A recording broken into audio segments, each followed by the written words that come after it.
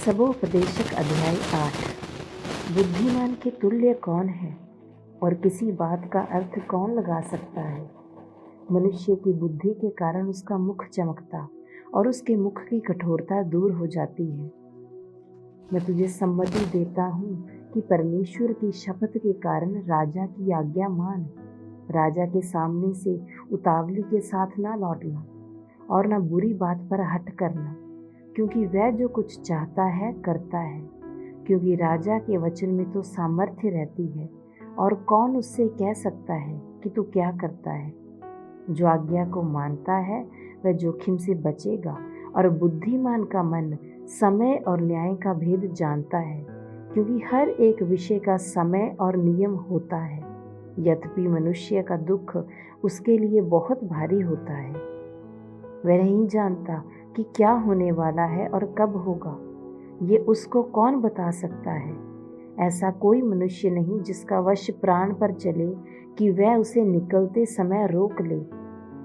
और ना कोई मृत्यु के दिन पर अधिकारी होता है, ना उसे लड़ाई से छुट्टी मिल सकती है, और ना दुष्ट लोग अपनी दुष्टता के कारण बच सकते हैं। जितने काम धरती पर किए जाते हैं उन सब को ध्यानपूर्वक देखने में यह सब कुछ मैंने देखा, और यह भी देखा कि एक मनुष्य दूसरे मनुष्य पर अधिकारी होकर अपने ऊपर हानि लाता है। तब मैंने दुष्टों को गाड़े जाते देखा, अर्थात उनकी तो कब्र बनी, परंतु जिन्होंने ठीक काम किया था वह पवित्र स्थान से निकल गए, और उनका स्मरण भी नगर में ना रहा। यह भी व्यर्थ ही है। बुरे काम के दंड की आज्ञा फुर्ती से नहीं दी जाती।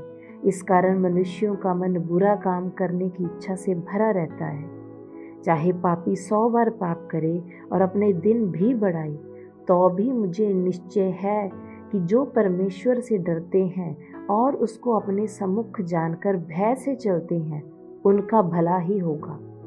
परंतु दुष्ट का भला नहीं होने का, और ना उसकी जीवन रूपी छाया लंबी होने पाएगी, क्योंकि वह परमेश्वर का भय नहीं मानता।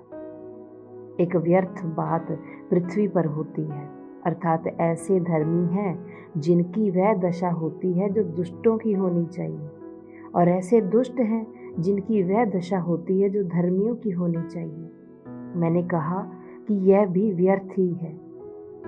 तब मैंने आनंद को सराहा, क्योंकि सूर्य के नीचे मनुष्य के लिए खाने पीने और आनंद करने को छोड़ और कुछ भी अच्छा नहीं, क्योंकि यही उसके जीवन भर जो परमेश्वर उसके लिए धरती पर ठहराए, उसके परिश्रम में उसके संग बना रहेगा।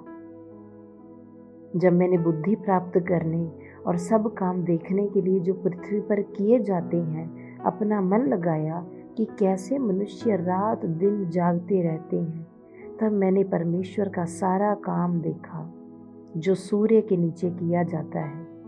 उसकी था मनुष्य नहीं पा सकता। चाहे मनुष्य उसकी खोज में कितना भी परिश्रम करे तो भी उसको ना जान पाएगा। और यद्यपि बुद्धिमान कहे भी कि मैं उसे समझूंगा, तो भी वह उसे ना पा सकेगा।